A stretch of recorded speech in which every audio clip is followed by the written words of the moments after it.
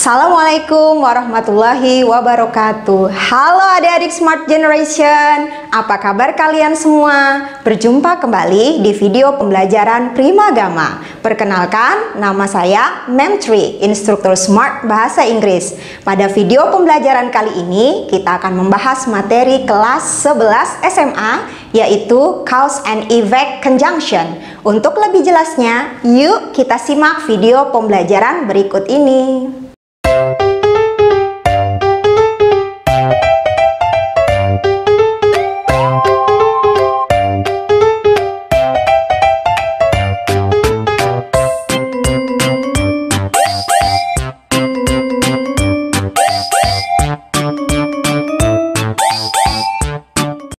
Assalamualaikum warahmatullahi wabarakatuh. Good afternoon. How are you today? I hope we are fine ya. Never give up, tetap semangat ya. Ini minggu kedua kita belajar lewat online dengan Zoom. Semoga tetap semangat ya, dan semoga virus ini cepat berlalu dan kita bisa ketemu lagi seperti biasa ya. Oke. Sekarang materinya kelas 11 ya, IPA dan IPS. Oke, ketemu lagi dengan Mem Tri di sini. Kita akan belajar bareng lagi materi di kelas 11 IPA dan IPS. Oke, today we will study about one kind of ya. Kalau minggu lalu kita belajar tentang teks. Nah, kalau hari ini we will study about one kind of grammar ya. Yaitu materinya tentang cause and effect conjunction ya. Berarti kata penghubung yang menyatakan sebab dan akibat ya. Actually materi ini tuh sudah pernah dipelajari ya. Tapi kemarin karena Mem ada siswa yang dapat PR ya. Jadi biar Mem ulang lagi supaya kalian lebih paham lagi tentang cause and effect conjunction ya. Mem ulang lagi. We will study about cause and effect conjunction. Kata penghubung yang menyatakan sebab dan akibat. Berarti sesuatu itu kalau ada sebabnya pasti akan memunculkan akibat. Nah, berarti kita akan bermain dalam kalimat majemuk ya, karena dia sudah menggunakan conjunction atau kata penghubung. Berarti ada dua klausa. Berarti ada main clause, ada induk kalimat, dan ada supporting clause atau anak kalimat yang dihubungkan dengan salah satu jenis kata penghubung, yaitu cause dan effect atau sebab akibat. Cause and effect conjunction adalah kata sambung yang digunakan untuk menghubungkan dua kalimat yang menyatakan sebab akibat. Berarti kalimat itu harus ada makna sebab dan akibatnya. Makanya baru bisa disebut kalimat yang menggunakan cause and effect conjunction.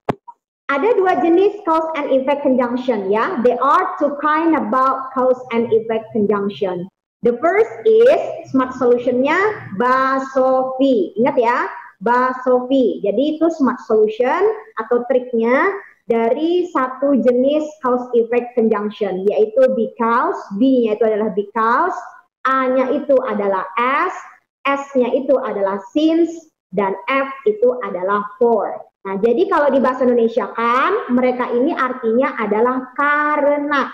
Dan ingat, mereka ini sudah BFF ya, best friend forever. Jadi sudah satu geng ya, sudah satu teman. Makanya dia harus satu kelompok. Makanya Mem bikinkan Sophie, cause, as, since, for, artinya adalah karena. Oke, jenis yang kedua adalah bedoto rasane. Nah, beda ya rasanya. Kalau ini dia bahasa Jawa ya. Jadi Mem bikin dari kata-katanya ini, Mem bikinkan biar enak diingat dan juga mudah dipelajari, yaitu bedoto rasane. Beda kan rasanya, itu kalau bahasa Indonesianya. Itu smart solution untuk tipe cause dan effect yang kedua. Nah, bedoto rasane itu adalah singkatan dari because of, ya, Mem sudah tandai warna biru-biru ini adalah menandakan smart solution-nya, due to, owing to, thanks to, as a result of, dan as a consequence of. Nah, jadi yang nomor dua, satu geng ini atau satu BFF best friend forever ini, itu artinya juga sama karena, tetapi mereka ada perbedaan pada penggunaan. Jadi they have difference in using in the sentence. Jadi perbedaannya nanti pada penggunaannya. Oke, paham ya? Kita lanjut ke penjelasan berikutnya. Nah, kan kita masuk ke pattern-nya. Pattern itu berarti pola atau rumus. Jadi bahasa Inggris itu juga ada rumusnya ya, nggak cuma eksak aja kayak matematika, fisika, kimia, bahasa Inggris juga iya. Karena kita belajar grammar, berarti kita belajar structure, maka kita harus tahu polanya, rumusnya. Dan ingat, ini harus di-remember, harus diingat betul-betul. Oke. Nah, rumusnya adalah ketika dia menggunakan tipe yang pertama tadi, yaitu basofi, because, as, since, dengan for, maka setelah itu yang mengikutinya adalah kalimat atau sentence. Maka polanya dia harus ada subjek, ada predikat, dan ada objek. Sedangkan kalau dia menggunakan bedoto rasane atau pakai tipe yang kedua atau jenis yang kedua dari kata penghubungnya tadi, itu pasangan berikutnya adalah berbentuk non-phrase atau frasa kata benda. Jadi hanya susunan kata yang punya arti tapi belum berbentuk kalimat. Nanti Mem kasih contohnya seperti apa gitu ya.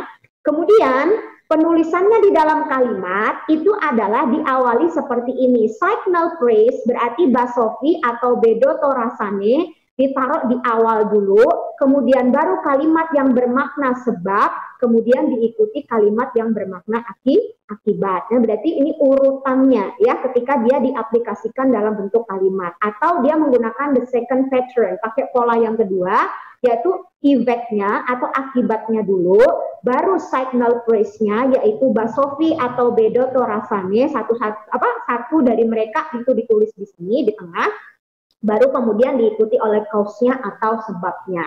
Nah, berarti inilah pola yang harus kalian hafalkan ketika soal itu dengan menggunakan materi cause and effect conjunction atau cause and effect relationship gitu ya. Jadi dia banyak penggunaan kata-katanya. Oke, sekarang Mem jelaskan. Nah, kalau dia menggunakan sentence, berarti namanya kalimat itu harus punya pola atau pattern, subjek, predikat, dan objek. Maka subjeknya itu dia akan diisi oleh bisa singular, si hitam, ingetin ya, si hitam, si he it, atau dia yang menggunakan plural, bentuk jamak, ayu wadai atau ayu dewi, itu biar mudah mengingatnya. Kalau di atas ini tunggal berarti jumlahnya satu, sedangkan yang di bawah ini adalah jamak berarti bentuknya banyak. Terus Mem, ini kan masuk tunggal, kenapa dia sering masuk ke plural? Karena dia sering menggunakan rumus-rumus yang dipakai oleh bentuk subjek jamak. Oke, yang kedua, ketika di kalimat itu syaratnya dia harus minimal punya predikat. Maka predikat itu biasanya berupa verb atau kata kerja.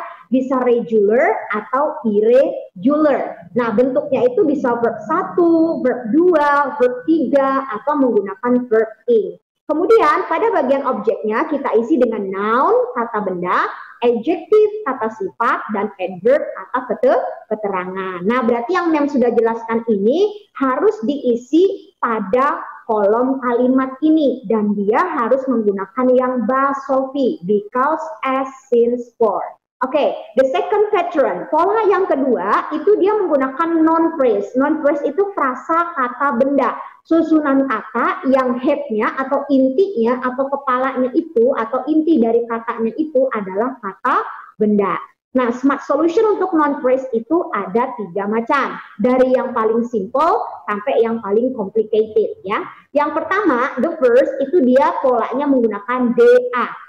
Ini kayak nomor polisinya di Banjarmasin ya, kan pakai DA biar mudah diingat nih. Determiner baru diikuti oleh noun. Berarti yang menyatakan jumlah atau banyak hal di sini bisa artikel, bisa pronoun, bisa number, bisa demonstratif ya, bisa an, one, two, three, bisa juga kuantitatif adjektif seperti some, any, a lot of, kemudian bisa yang Mem bilang tadi demonstratif, bisa this atau that. Nah, itu banyak ya, makanya dia masuk ke dalam determiner. Kemudian baru noun. Contohnya, a rabbit. Nah, berarti ini sudah berbentuk satu frasa, a rabbit, seekor kelinci. Dia menggunakan pola yang paling simple. Yang kedua, polanya adalah done, atau formulationnya adalah done. Determiner, adjective, noun. Berarti determiner terlebih dahulu, baru kata sifat, baru kata benda. Ya, contohnya two thick dictionaries, 2 kamus yang tebal. Nah, 2 ini adalah determiner,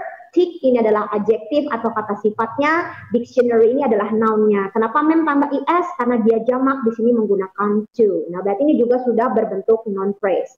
Yang ketiga lagi, kalau dia lebih complicated lagi, itu smart solution-nya adalah the suscom noun, yaitu singkatan dari atau abbreviation dari determiner, kemudian subjective, size, age, shape, color, origin, material, noun. Jadi kalau kalian salah satu saja urutannya, maka salah. Karena ini juga sering muncul di dalam soal ketika kalian belajar nanti materinya tentang noun phrase. Ya. Jadi urutan pertama adalah determiner dulu, baru kata sifat utamanya, kemudian size itu ukuran, age itu umur, shape itu bentuk, color itu warna, origin itu asal, material itu bahan, dan baru yang terakhir diisi oleh head atau intinya yaitu kata benda. Example, an expensive big old square,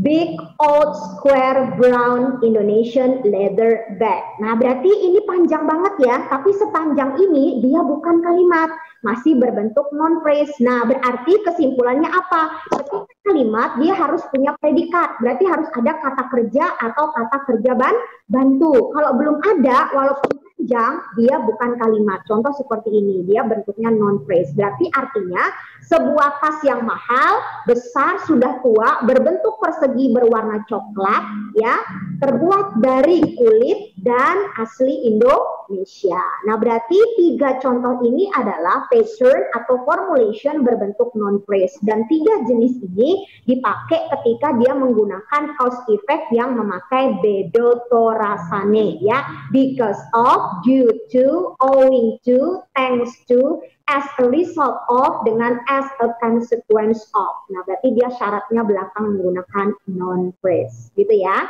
Okay, do you understand guys? Ya, I hope you understand ya. Intinya belajar itu harus sungguh-sungguh, awal dari tidak bisa menjadi bisa, intinya hanya praktis, sering latihan, sering bertanya, dan sering mengerjakan soal. Okay, next. Penjelasan berikutnya adalah example-nya. Nah, Mem kasih jelaskan. Oke, yang pertama ya, dia menggunakan Satria came late to the office yesterday because he got flat tire. Satria datang lambat kemarin karena dia mengalami ban bocor. Nah, berarti Satria ini subjek, came ini predikat, late objek, to the office keterangan tempat, yesterday keterangan waktu, kemudian baru diisi dengan because, berarti diisi dengan kata penghubung cause and effect-nya. Baru belakangnya ada he, ada got, dan ada flat tire. Nah, berarti he-nya di sini adalah subjek, ya. Subjek.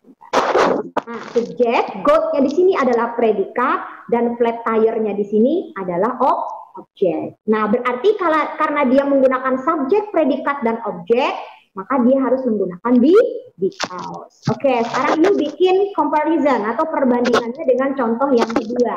Nah, most of chicken in the van have died because of unidentified virus.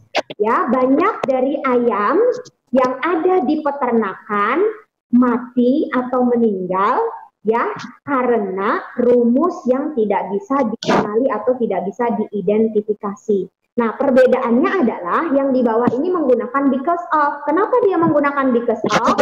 Karena di sini unidentified-nya adalah adjektif, sedangkan virus-nya di sini adalah kata bendanya. Nah, berarti dia menggunakan noun phrase atau frasa kata benda. Maka dia harus menggunakan cause effect because of. Bedakan dengan di atas. Nah, di atas ini dia kalimat. Ada subjek, ada predikat, ada objek. Makanya dia menggunakan because. Oke, next yang berikutnya. The postman failed to deliver the letter for the sender didn't write accurate address. Nah, postman berarti tukang pos ya tidak berhasil mengirimkan surat atau gagal mengirimkan surat karena si pengirim surat tidak menuliskan alamat dengan akurat atau dengan tepat atau dengan lengkap. Nah, di sini mem menggunakan for. For ini sama dengan because ya. Nah, kemudian kenapa mem pakai for? Karena yang warna kuning ini tulisannya berbentuk kalimat. Sendernya adalah subjek, didn't write-nya adalah predikat, dan accurate address itu adalah objeknya. Maka dia menggunakan for. Berarti dia sama polanya seperti yang nomor 1. Oke. Bandingkan dengan yang berikutnya.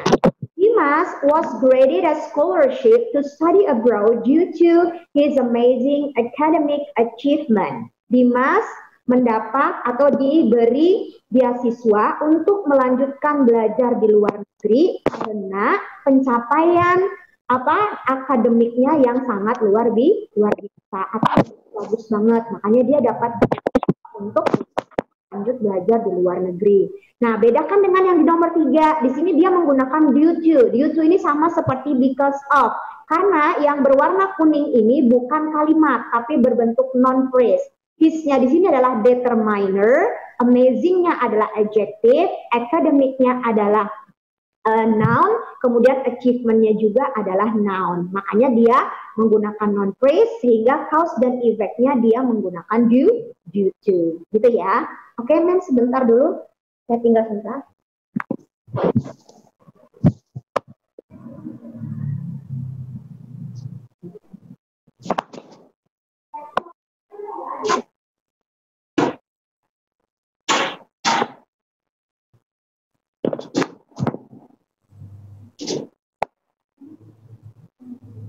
Oke, ya, paham dengan contoh ini ya? Kalau sudah paham, berarti nanti mem akan lanjut ke exercise ya. Jadi intinya artinya sama, tapi jenis cause dan effect conjunction-nya yang berbeda sesuai dengan pola ya yang diikuti setelah kata penghubung tersebut. Kalau dia menggunakan subjek, predikat, dan objek, berarti kalimat dia menggunakan because dengan for.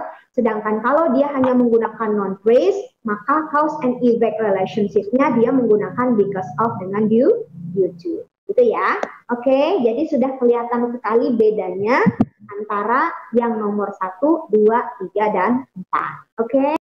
Sekian pembelajaran kita pada kali ini. Nantikan video pembelajaran berikutnya di channel berikut ini. Jangan lupa like, comment, and subscribe dan nyalakan loncengnya. Sampai jumpa.